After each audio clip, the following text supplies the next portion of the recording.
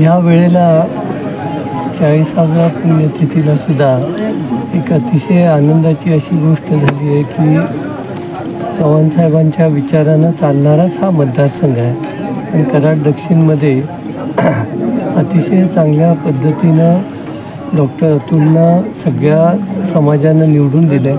विशेषतः तरुणांनी आणि महिलांनी मोठं योगदान ह्या इलेक्शनमध्ये केलं. आता डॉक्टर अतुलवर पुढच्या काळामध्ये मोठी जबाबदारी राहणार आहे आणि तो मोठ्या जिद्दीनं या मतदारसंघासाठी काम करेल अशी अपेक्षा आहे. आणि तर तुम्ही म्हणला की खरी वाटचाल स्वर्गीय यशवंतराव चव्हाण साहेबांच्या विचारांना आम्ही करतोय. आता आमदारपद पण आपल्याकडे आलेलं आहे, कशी वाटचाल असणार आहे? चव्हाण साहेबांचे हे विचार सगळ्यांना माहिती आहेत. सगळ्या समाजासाठी काम करायचं आहे, औद्योगिकरण झालं पाहिजे, रोजगार निर्मिती झाली पाहिजे आणि नागरी सुविधा सगळ्यांना उपलब्ध झाल्या पाहिजे. खऱ्या अर्थानं चव्हाण साहेब म्हणायचे की आपल्याला ही दुसरी स्वातंत्र्याची लढाई आहे आणि ह्या लढाईमध्ये गरिबी हटली पाहिजे, अन्याय दूर झाला पाहिजे आणि ह्या मार्गानेच आम्ही चालणार आहोत. हे 2.5 वर्षापूर्वीपासून चालू झालेलं आहे.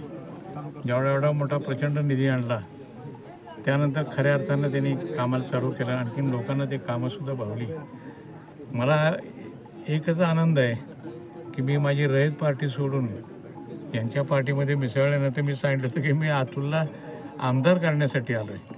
आज माझं स्वप्न पूर्ण झालं. इथून पुढं तो चांगलं काम करेल एवढी उमेद आम्हाला आहे आणि घरामध्ये बरीच मोठी माणसं होऊन गेली, त्यांचा आदर्श तो ठेवेल एवढं आज चव्हाण साहेबांना हे करत समाधीला हे अर्पण करत असताना मी तेवढी इच्छा व्यक्त करतो की त्यांनी ते थोडा मोठ्यांचा आदर्श राखावा आणि त्या पद्धतीने काम करावं एवढीच अपेक्षा आहे. धन्यवाद. आज स्मृती दिनानिमित्त आम्हा सर्वांच्या वतीनं त्यांना विनम्र अभिवादन करतो.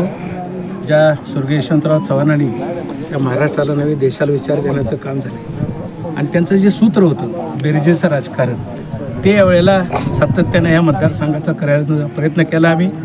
अतुल बाबांनी एक उमदं नेतृत्व या दक्षिण मतदारसंघाला मिळालेलं आहे आणि सुरुवातीपासूनच आदरणीय मदनदादा असेल, सुरेश बाबा आणि सर्वच कराड शहर, मलकापूर, सैदापूर आणि ग्रामीण भागात जो सुरुवातीला उठाव झाला तेव्हापासून खऱ्या अर्थानं अतुल बाबांनी या ठिकाणी जी विकास कामं केली, 2.5 वर्षामध्ये 745 कोटी रुपये आमदार नसतानासुद्धा त्यांनी या मतदारसंघाला देण्याचा प्रयत्न केला आणि भविष्यातसुद्धा हे तरुण नेतृत्व चांगल्या पद्धतीनं या विचार यशवंतराव चव्हाण साहेबांचा विचार घेऊन पुढची वाटचाल त्यांची चालेल.